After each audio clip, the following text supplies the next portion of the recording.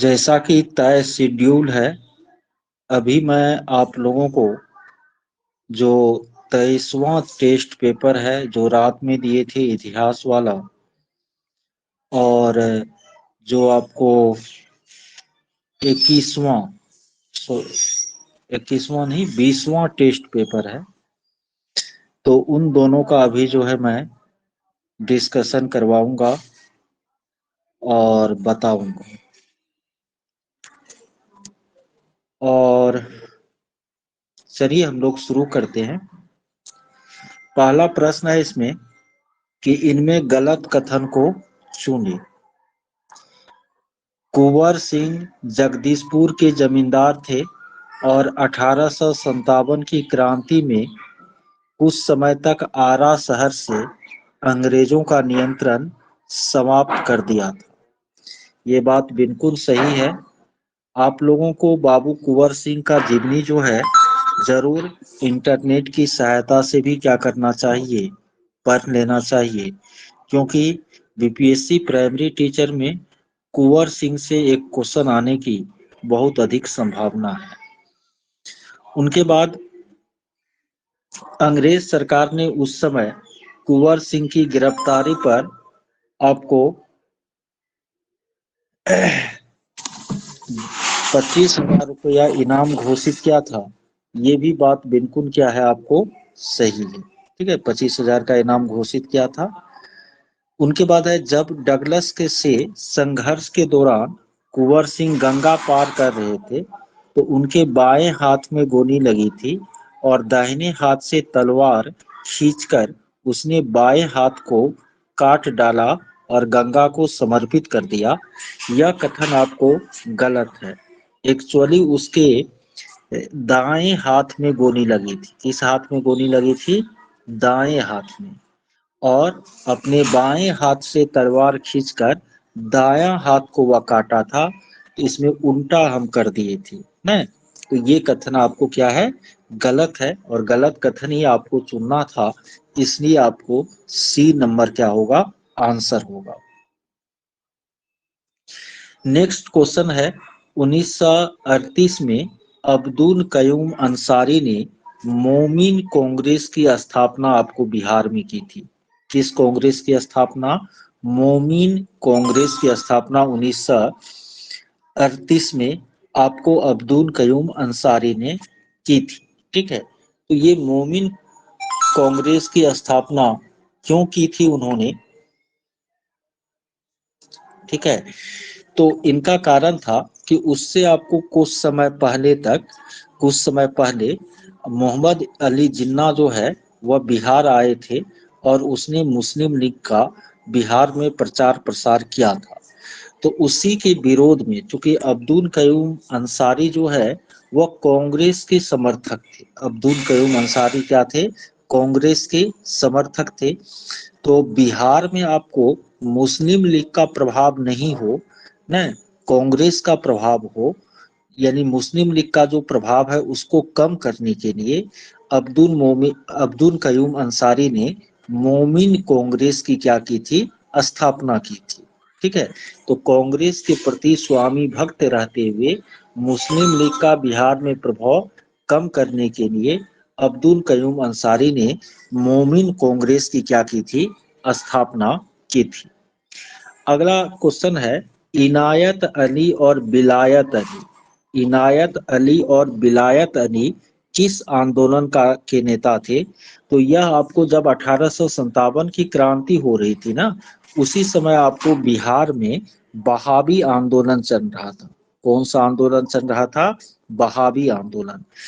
और इसी बहावी आंदोलन के नेता थे कौन? इनायत अली और आपको बिलायत अली। एक और नाम है मोहम्मद अली और शौकत अली। तो मोहम्मद अली और शौकत अली जो है वह खिलाफत आंदोलन के नेता थे। इनायत अली और बिलायत अली जो है वो आपको बहावी आंदोलन के क्या थे? नेता थे। ठीक है, चलिए हम लोग आगे बढ़ते हैं, आगे क्वेश्चन को देखते हैं। क्वेश्चन है कि स्वतंत्रता के पूर्व तत्कालीन बिहार में कांग्रेस का 3 अधिवेशन हुआ था। न स्वतंत्रता के पहले उस समय का जो बिहार था, अभी का नहीं, अभी के बिहार से तो झारखंड अलग हो गया है। तो उस समय का जो बिहार था, उसमें कांग्रेस का 3 अधिवेशन हुआ था। एक वो 27वां अधिवेशन हुआ था, कब? 1912 में। कहाँ पर? पटना के बांकीपुर में। और उनके अध्यक्ष कौन थे? RN मुधेनकर। तो ये बिल्कुल सही सुमेलित है कि एक अधिवेशन हुआ था आपको 27वां अधिवेशन 1912 में। 25 1885 में 27 जोड़ेंगे तो 2012 होगा, 1912 होगा ना। तो 27वां अधिवेशन 1912 में कहाँ पर हुआ था? पटना के बांकीपुर में। और उनके अध्यक्ष कौन थे? RN मुधेनकर। और 37वां अधिवेशन, ये भी याद रखना है कि 1912 में आपको बिहार एक अलग राज्य बना ही था। उसी वर्ष आपको कांग्रेस का 27वां अधिवेशन बांकीपुर पटना में हुआ था और RN मुधेनकर उनके अध्यक्ष थे। उनके बाद 37वां अधिवेशन जो है आपको 1922 में हुआ था। कहाँ पर? गया में। और चित्तरंजन दास, वही चित्तरंजन दास जिन्होंने 1923 में स्वराज पार्टी की स्थापना की थी। तो 37वें अधिवेशन के अध्यक्ष कौन थे? आपको चित्तरंजन दास थे। तो ये भी बिल्कुल सही सुमेलित है। लेकिन तीसरा जो है ये सही है कि 54वां अधिवेशन 1940 में रामगढ़, जो कि अभी झारखंड में है, वहां पर हुआ था, यहाँ तक सही है। लेकिन उस अधिवेशन के जो अध्यक्ष थे वह कौन थे? अबुल कलाम आजाद थे। कांग्रेस के सबसे युवा अध्यक्ष और सबसे लंबे समय तक अध्यक्ष रहे थे अबुल कलाम आजाद। क्योंकि बीच में द्वितीय विश्व युद्ध शुरू हो गया तो 40 के बाद सीधा आपको 46 में जाकर के अधिवेशन हुआ था। तो अबुल कलाम आजाद उस अधिवेशन के क्या थे? आपको अध्यक्ष थे, जवाहरलाल नेहरू नहीं थे। तो याद रखिएगा कि कांग्रेस का न आपको बिहार में, तत्कालीन बिहार में 3 अधिवेशन हुआ था। 27वां 1912 में बांकीपुर में, RN मुधेनकर उनके अध्यक्ष थे। 37वां 1922 में गया में हुआ था, चित्तरंजन दास उनके अध्यक्ष थे। 54वां अधिवेशन 1940 में रामगढ़, जो अभी झारखंड में है, वहां पर हुआ था। और उनके अध्यक्ष जो है अबुल कलाम आजाद थे। तो प्रथम और दूसरा ये दोनों तो सही है बिल्कुल, लेकिन तीसरा में ये जवाहरलाल नेहरू के कारण गलत हो गया। तो इसलिए इसका सही उत्तर ए नंबर ऑप्शन होगा, 1, 2। देखिए, बीच में नमिता जी पूछी थी कि आपको महात्मा गांधी कब अध्यक्ष बने थे? तो 1924 में कर्नाटक के बेलगाम में, कर्नाटक के बेलगांव अधिवेशन में आपको महात्मा गांधी क्या बने थे? अध्यक्ष बने थे। अगला प्रश्न है, नमक सत्याग्रह के संबंध में सही कथन चुने। इस यात्रा में गांधी जी 24 दिनों की पैदल यात्रा की। ये बिल्कुल जो है वो सही बात है कि 24 दिनों की आपको पैदल यात्रा की। ठीक है। 12 मार्च 1930 को यह यात्रा शुरू किया। 5 अप्रैल 1930 को वह डांडी पहुंच गए थे, लेकिन 6 अप्रैल 1930 को उन्होंने नमक कानून को क्या किया था? भंग किया था। तो यह यात्रा जो है गांधी जी ने 24 दिनों में की। ये भी बात बिल्कुल क्या है? सही है। इसमें सबसे बड़ा कंफ्यूजन कहाँ पर आता है कि इस यात्रा में कितने लोग भाग लिए। कुछ लोग, कहीं पर लिखा है, मैंने बहुत सारा सर्च किया रात में, तो कहीं पर लिखा है 78, कहीं पर लिखा है 79 न। फिर आपको एक बैजू ऐप है, वहां चेक किए तो 81, दृष्टि IS लिख रहा है आपको 83। तो बड़ा ये कंफ्यूजन है कि 78, 79, 80, 81, 82, 83। तो आपको जब भी ऑप्शन देगा एग्जाम में तो कोई एक ऑप्शन देगा। जनरली आपको 78, 1, 79 आपको याद रखना चाहिए, 79 वाला डाटा याद रखना चाहिए। लेकिन ऐसा नहीं होगा कि 78 भी दे देगा और 79 भी दे देगा, एक आपको चुनना है, ऐसा नहीं करना है। तो आपको ये 78 या 79 में कोई एक ऑप्शन मिलेगा, वहीं दे देना है। ठीक है। और दूरी में भी आपको डाटा में डिफरेंस देखने को मिल रहा है। कहीं 345 लिखा है, कहीं 386 लिखा है, कहीं जो है आपको 390 लिखा है, कहीं पर 340 लिखा है। इसमें भी आपको कंफ्यूजन है। ठीक है, तो अब जो है वो तो है, जो अभी आप लोगों को, चलिए एकाएक जो है हम लेफ्ट हो गए थे।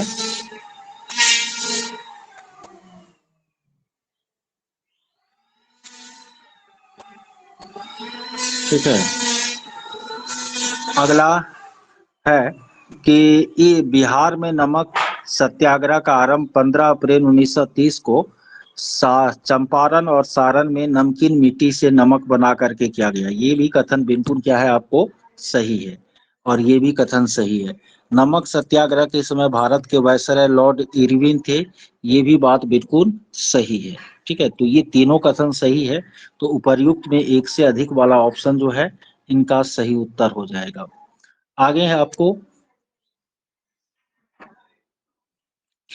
कि बक्सर के युद्ध में कौन सा मुगल प्रांत शामिल नहीं था।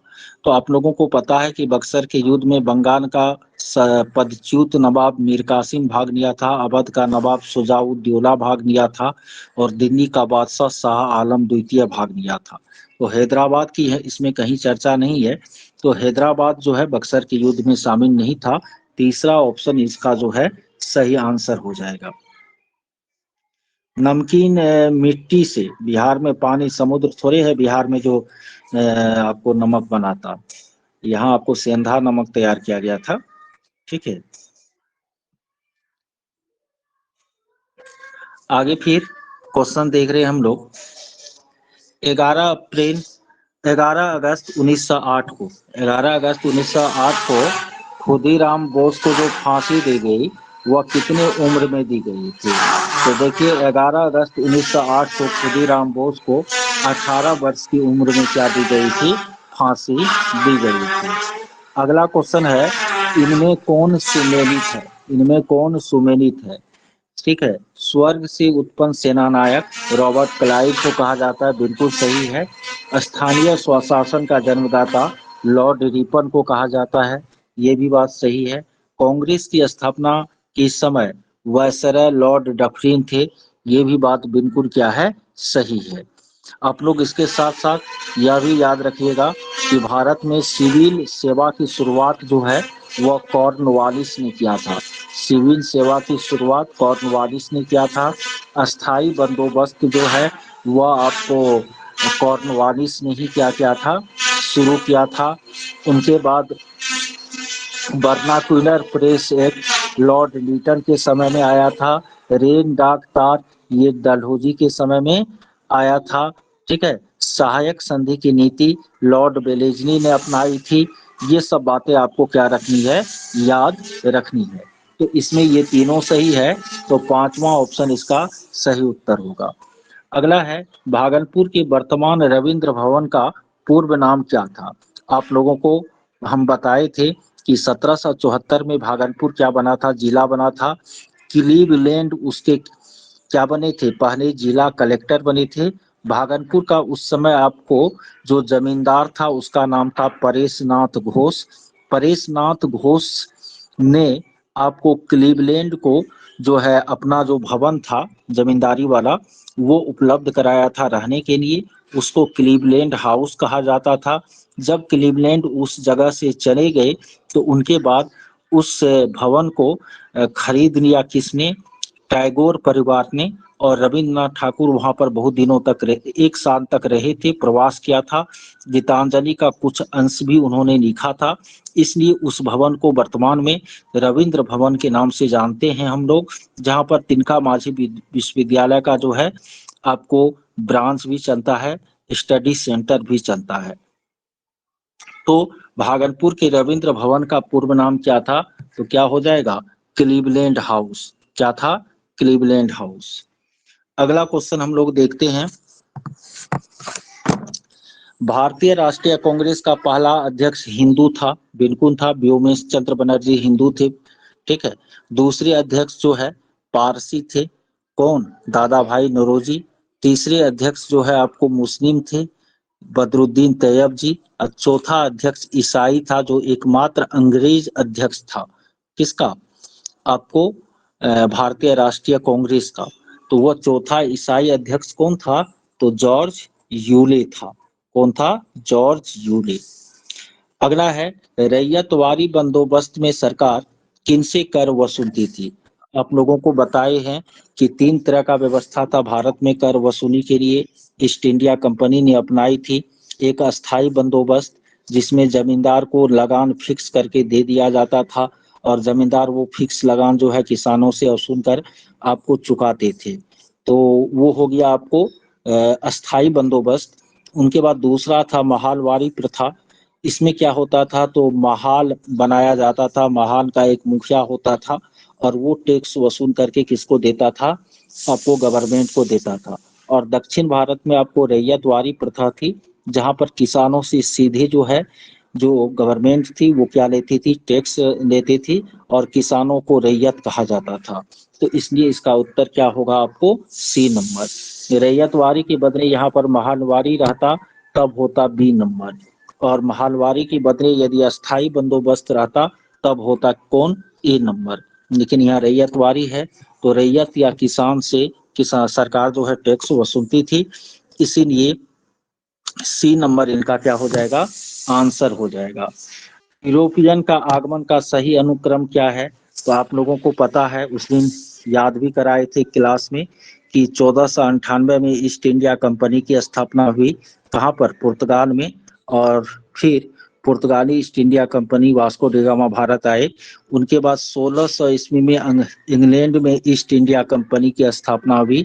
1602 में नीदरलैंड या हॉलैंड में ईस्ट इंडिया कंपनी की स्थापना हुई। 1664 में आपको फ्रांस में ईस्ट इंडिया कंपनी की स्थापना हुई। तो सबसे पहले पुर्तगाली आए, उनके बाद अंग्रेज आए, उनके बाद डच आए और सबसे लास्ट में फ्रांसीसी आए। तो इसीलिए आपको तीसरा ऑप्शन क्या हो जाएगा? सही आंसर हो जाएगा। अगला है कि राजा राम मोहन राय के संबंध में गलत कथन चुने। आप लोग राजा राम मोहन राय के बारे में जानते हैं। राजा राम मोहन राय भारत में समाज सुधारक थे। राजा राम मोहन राय को भारतीय पुनर्जागरण का अग्रदूत भी कहा जाता है, आधुनिक भारत का जनक भी कहा जाता है। राजा राम मोहन राय जो है, उन्होंने आपको 1814 ईस्वी में आत्मीय सभा की स्थापना की थी। 1828 ईस्वी में उन्होंने ब्रह्म समाज की स्थापना की थी।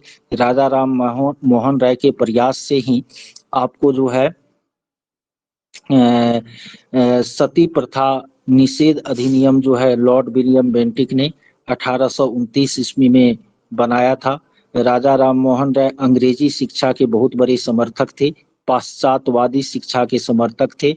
राजा राम मोहन राय जो है भागलपुर के समाहरणालय में सिरस्तेदार का भी कार्य किए थे, कार्यालय अधीक्षक का न। तो राजा राम मोहन राय के संबंध में पहला कथन बिल्कुल सही है।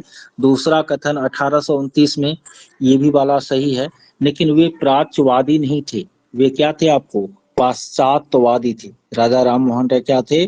पाश्चात्यवादी थे, आधुनिक शिक्षा के समर्थक थे, अंग्रेजी शिक्षा के समर्थक थे। इसीलिए 13 का सी नंबर आंसर हो जाएगा। अगला है 1905 में हुए बंगाल विभाजन के संबंध में गलत कथन क्या है? कर्जन ने इसके पीछे तर्क दिया कि बंगाल जो है बहुत बड़ा प्रांत है, अतः शासन की सुविधा है तो इसका विभाजन जरूरी है। ये बात तो बिल्कुल सही है, कर्जन ने ऐसा तर्क दिया था। दूसरा है कि कर्जन ने तर्क दिया कि हिंदू और मुस्लिम बहुल क्षेत्र के आधार पर बंगाल विभाजन उचित कदम है। देखिए, ये आपको उसका मूल भावना अंदर से यही था कि हिंदू मुस्लिम के आधार पर जो है बंगाल का विभाजन होना चाहिए न। वह जो है सांप्रदायिक रूप से फूट जो है भारतीय समाज में डालना चाहते थे, लेकिन यह बात उन्होंने खोलकर लोगों को नहीं बताया था कि नहीं ऐसा करना है, इसलिए हम जो है इसको अलग करें। वह उसके अंदर में यह बात मन में था। तो इसलिए बी नंबर क्या हो जाएगा? आपको गलत हो जाएगा। कर्जन ने लोगों को ये तो नहीं कहा था कि नहीं बंगाल में हिंदू और मुस्लिम को अलग अलग हमको बांटना है। वह तो इसलिए कहा हमको बंगाल बांटना है कि बंगाल बहुत बड़ा प्रांत है और शासन की सुविधा के लिए उसका विभाजन जरूरी है। तो ये वाला बात सही है, ये वाला बात गलत है।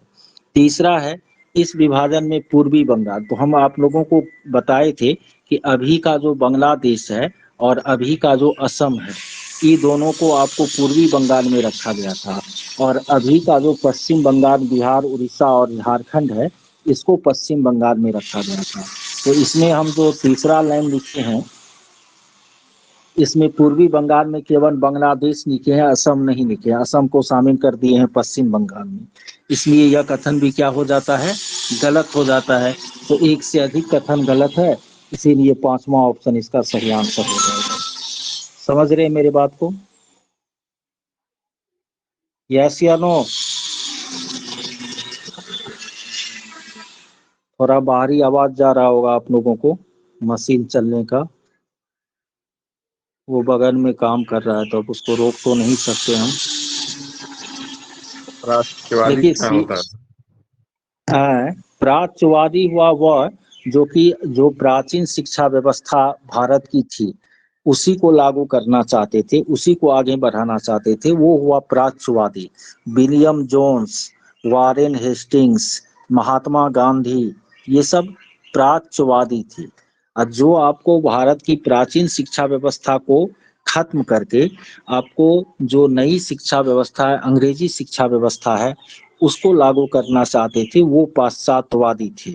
जैसे कि आपको जेम्स मीन था, या आपको ये जो लॉर्ड मैकाले था, या राजा राम मोहन राय था, ये सब पाश्चात्यवादी थे। ठीक है। और 14 का सी ऑप्शन है कि इसमें जो आपको बांटा था बंगाल विभाजन में दो भाग में, पूर्वी बंगाल और पश्चिमी बंगाल न 1905 में, तो उसमें आपको पूर्वी में न पूर्वी में अभी का जो बांग्लादेश है और अभी का जो असम है, ये दोनों शामिल था। और पश्चिम बंगाल में अभी का जो पश्चिम बंगाल है, अभी का जो बिहार है, अभी का जो उड़ीसा है, अभी का जो झारखंड है, वो आपको शामिल था। तो असम उस समय पश्चिम बंगाल में शामिल नहीं था, पूर्वी बंगाल में शामिल था। इसीलिए तीसरा क्वेश्चन गलत है। तो दो कथन गलत हो गया, इसीलिए पांचवा ऑप्शन आंसर होगा। समझ रहे हैं?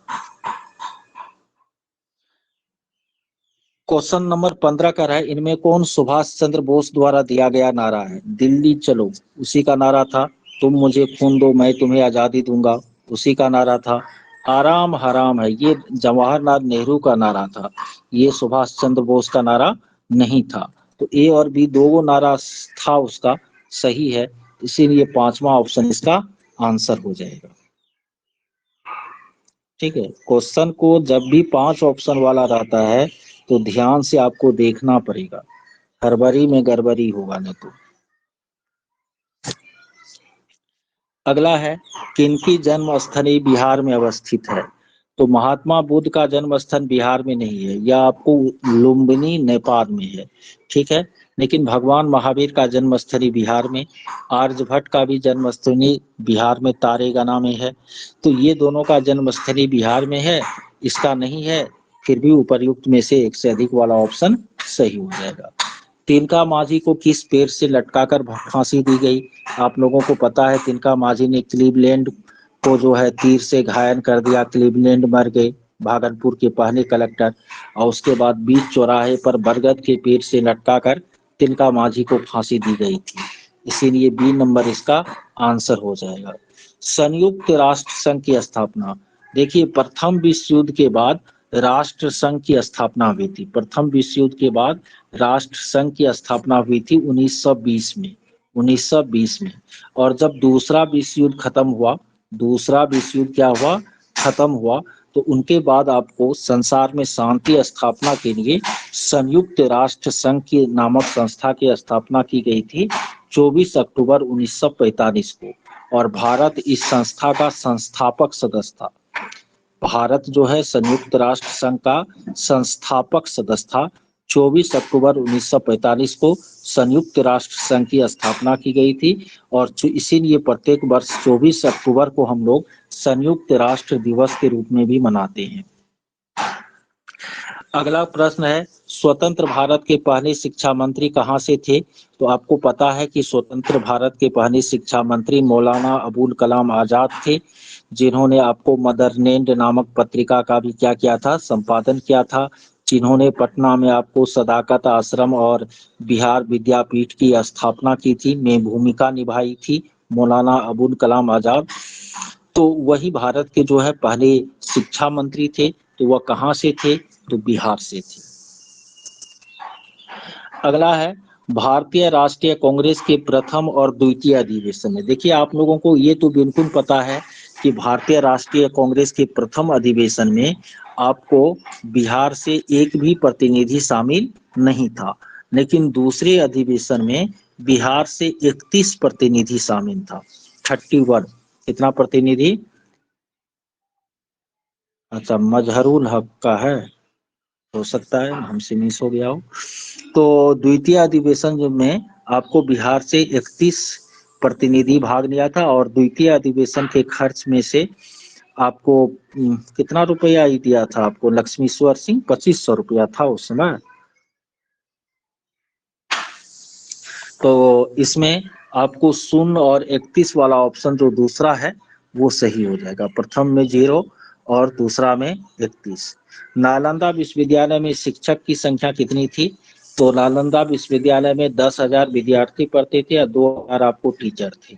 इसीलिए सी नंबर ऑप्शन क्या हो जाएगा? सही हो जाएगा। आगे है, सैमन कमीशन का विरोध करते हुए किस प्रसिद्ध नेता ने अपनी शहादत दी थी? लाला लाजपत राय न सैंडर्स के लाठी के प्रहार से वह घायल हुए थे, और उसी का कहना था कि मेरे शरीर पर पड़ी हुई एक एक लाठी अंग्रेज सरकार के कफन की कील साबित होगी। ये लाला लाजपत राय का ही कहना था, पंजाब के थे ये। तो वहीं अपना शहादत दिए थे।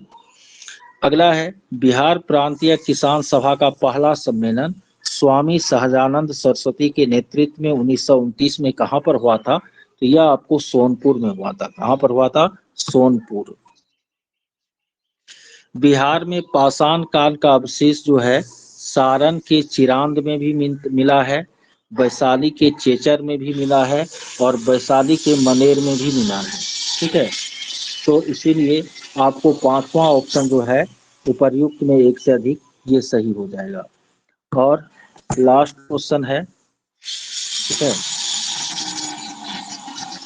कि इस्लामिक शैली में बना शेरशाह का अष्टकोणीय मकबरा किस पत्थर से निर्मित है? तो ये बलवा पत्थर, लाल बलवा पत्थर से आपको निर्मित है। न आपको झील के अंदर ये अवस्थित है, और इस मकबरा का निर्माण शुरू कराया था शेरशाह खुद, लेकिन इसको पूरा करवाया था शेरशाह के बेटे ने। ठीक है, यस। तो ये आपको जो रात में टेस्ट दिए थे 23वां, उनका आंसर हो गया और उस पर डिस्कशन हो गया। इनके अलावे अभी हम बोले हुए हैं कि 20वें टेस्ट पर भी क्या करना है, डिस्कशन करना है।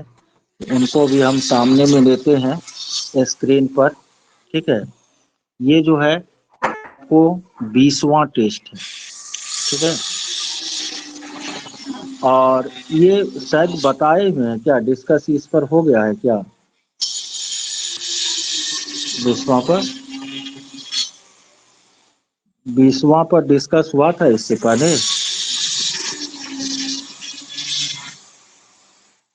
हाँ, ये तो बताए हुए हैं। ओके, तो एक्चुअली है क्या, तो शेष जो टेस्ट पेपर है उसको हम डाउनलोड करके नहीं रखे हुए हैं। ठीक है, तो उसको आपको डाउनलोड करना पड़ेगा। तो ऐसा करते हैं, नेक्स्ट टाइम कौन सा दिए हम क्लास का अगला समय कौन सा दिए हैं, कितने बजे से? शेड्यूल में कितने बजे से क्लास है? 2 बजे से बायोलॉजी का, ना 2 बजे से। हाँ, 2 बजे से बायोलॉजी का है। अच्छा ठीक है, जो टेस्ट पेपर बच रहे हैं ना, तो ये बायोलॉजी पढ़ाने के बाद जो समय बचेगा तो हम पीडीएफ थोड़ा बना लेते हैं सबका। ठीक है, रतन कुमार, प्लेटफॉर्म का मैथ करने से तो कुछ नहीं होगा, लेकिन हम मैथ का सेट बना रहे हैं, रात से ही बना, रात में तो इतिहास लिखने लगे थे। मैथ का हम मैथ रीजनिंग का आप लोगों को 10 से 15 सेट करवाएंगे, ठीक है। और वो सारा क्वेश्चन जो है हम खुद से लिखेंगे और उनसे करवाएंगे, ठीक है। और वो आप लोगों के लिए ज्यादा बेनिफिशियल होगा, क्योंकि हम देख लिए सबके क्वेश्चन का स्तर कैसा कैसा क्वेश्चन था रहता है, ठीक है। तो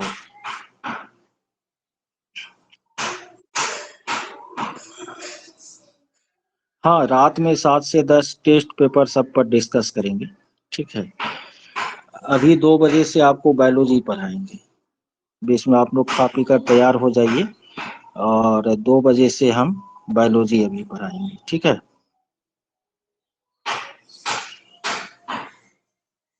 ओके।